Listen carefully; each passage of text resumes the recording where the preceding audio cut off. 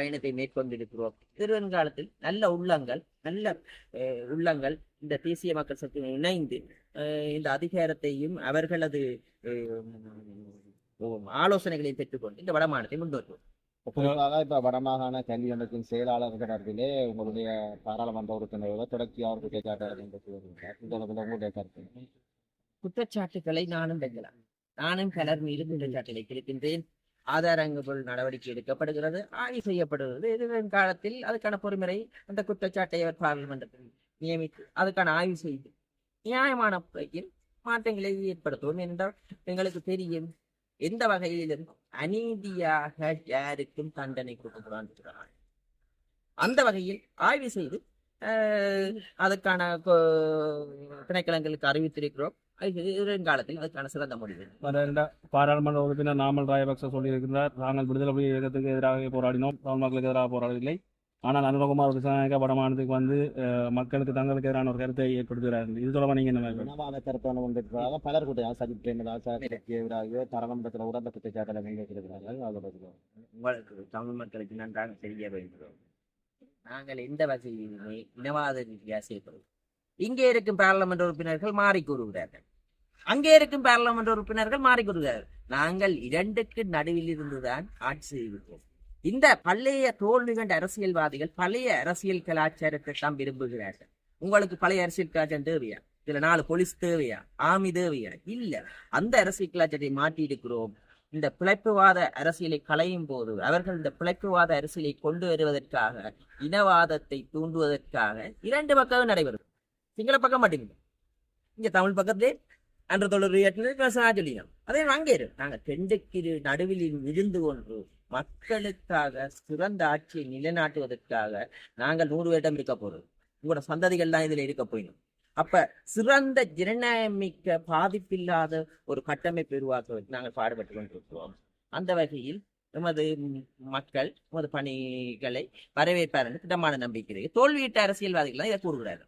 ஸ்ரீதம் பாராளுமன்ற உறுப்பினர் அர்ஜுனா ராமநாதன் யாழ் மாவட்ட தேசிய மக்கள் கட்சி பாராளுமன்ற உறுப்பினர்களை தொடர்ச்சியாக ஒருமையில் பாராளுமன்றத்தில் விமர்சித்து வருவதாக கூறப்படுகிறது.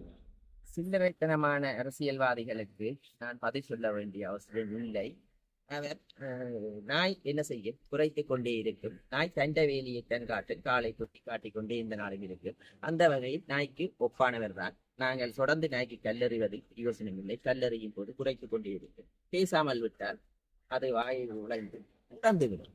பாராளுமன்ற தேர்தலை நீங்க மாநில தேர்தலை இந்த அரசாங்கம் வைக்கக்கூடிய மாதிரி கண்டிப்பாக எந்த வகையிலும் அரசாங்கம் தேர்தலை பிற்போடுவதற்கு தீர்மானிக்கவில்லை. மாகாண சபை தேர்தல்கள் நடைபெறும். அதற்கான எமது நாட்டு ஜனாதிபதி ஒரு பாராளுமன்றத்திற்கு ஒரு நிதி விடுவிக்கப்பட்டிருக்கிறது. ஆனால் இந்த சட்டமூலத்தை திருத்தி அமைக்க வேண்டும், சட்டமூலத்தை மாற்ற வேண்டும் என்றுதான் தமிழ் கட்சிகள் முன்னைய காலத்தில் அதுக்காக பாராளுமன்றத்தில் கொண்டு வந்தது பிரேரணைகளை. ஆனால் இன்று நாங்கள் அந்த சிறந்த சட்டமூலத்தை உருவாக்கி பாராளுமன்ற தேர்தலில் மாகாண சபை தேர்தலை வைப்போம். ஏனென்றால் உங்களுக்கு தெரியும், ஒரு சட்டமூலம் இயற்றுவதற்கு, ஒரு சீட்வெளி சட்டமூலம் இயற்றுவதற்கு ஒரு 3 மாதம் 2 மாதம். அவ்வாறான இந்த சட்டமூலத்தை இயற்றும் போது அனைத்து மக்களுடைய கருத்துக்களையும் கேட்டு துரிதமாக நிறைவேற்றி மாகாண சபை தேர்தல்களை வைத்து தீர்வோம் தேசிய மக்கள் சக்தி. அதில் ஆணித்தனமாக இருக்கு. இந்த வருடத்திற்கு இறுதிக்குள் நடக்கக்கூடும் என்று நாங்கள் நினைக்கின்றோம். அதற்கான குழு ஆய்வு செய்து அனைவரும் இருக்கின்றன. அந்த குழு பாராளுமன்றத்தில் நிறைவேற்றி பாராளுமன்றத்தில் சட்ட மூலமாக நிறைவேற்றப்படும். நாங்கள் அதற்கு எதிராக வாக்களிக்க போறது இல்லை. ஏனென்றால் ஆதரவாக தான் வாக்களிப்போம். இன்று நாங்கள் பெரும்பான்மையுடன் தான் இருக்கிறோம். ஆனால் என்ன சட்ட மூலத்தை இயற்றும் போதும் மக்களுடைய கருத்துக்களை கேட்டு தான் பாராளுமன்றத்தினூடாக இருக்கும். உங்களுக்கு சர்வாதிகாரம் இருக்கிறது, அனைத்து அதிகாரங்களும் இருக்கிறது.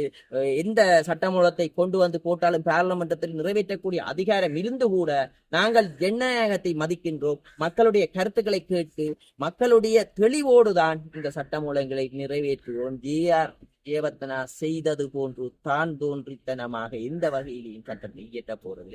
ஒரு சில தோல்வியிட்ட அரசியல்வாதிகள் நாங்கள் கொண்டிருக்கும் பிரேரணைகளுக்கு சட்டமூலங்களுக்கு ஓடி விழுந்து எமக்கு எதிராக கருத்துக்களை விமர்சித்து தங்களது அரசியல் அதிகாரத்தை தக்க வைக்கத்தான் நினைக்கிறார்களே ஒழிய மக்களுக்கு நல்லது செய்ய வேண்டும் என்று நினைக்கவில்லை. இப்போ தற்போது வரவா இருக்கின்ற புதிய பயங்கரமான அதாவது அரசை பாதுகாக்கும் சட்டம் PFA சட்டம் வரவோன்று தயாரிக்கப்பட்டிருக்கிறது.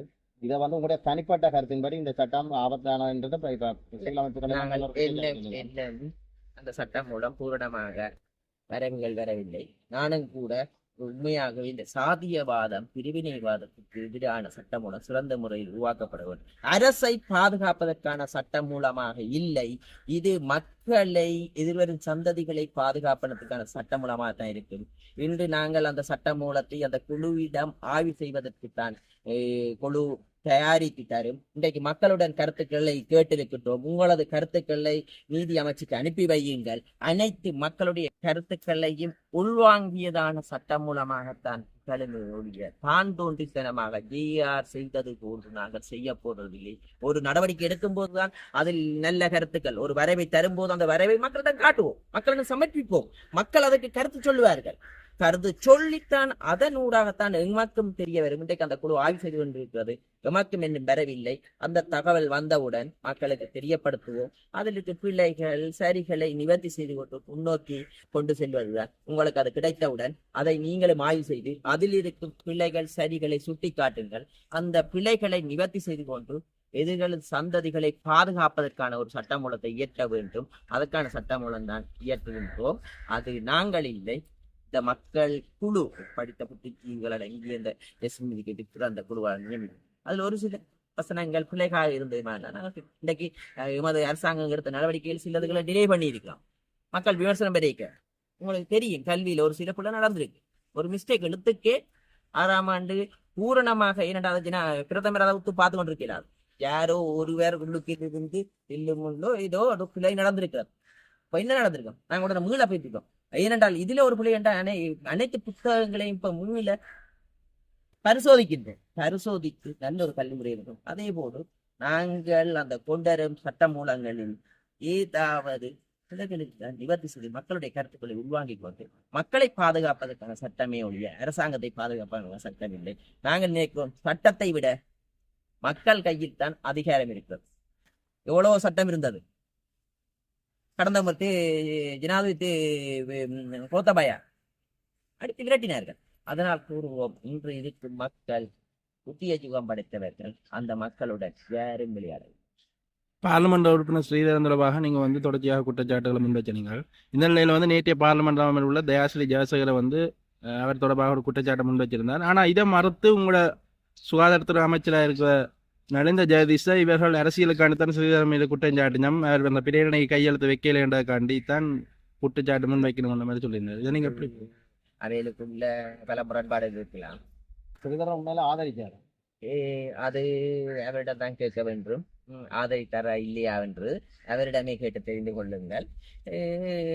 நான் நினைக்கிறேன் அவர்களுக்குள்ளேயே பல பிரச்சனைகள் போய்கொண்டிருக்கிறது. அதன் நிமித்தமாக ஒரு வெளிப்பாடு.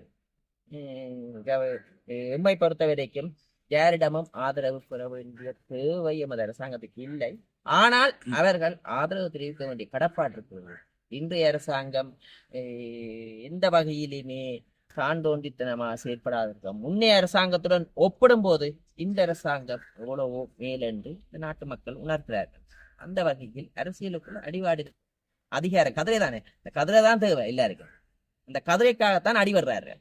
கதிரையில தோத்தவர்கள் அடிவடைகிறார்கள். ஜதார்த்தம். ஆனா எங்களுக்கு இந்த கதிரை தேவையில்லை. மக்களுக்கு எதிர்வரும் சந்ததிக்கு நல்ல ஒரு நாடு கிடைக்கும். நாங்கள் பயணத்தை இந்த அமைச்சர்கிட்ட கருத்தை நீங்க எப்படி பாக்கணும்? சரியா சொல்லிக்கிறாரா பிள்ளையா சொல்லிக்கான்னு பாக்கணும். அது அமைச்சரிடம் கேட்க வேண்டும். என்னை பொறுத்த வரைக்கும் அந்த விமர்சனங்களை நீங்கள் அவரிடமே அந்த நபர்களிடமே கேட்டு தெரிந்து கொள்வது நன்றி.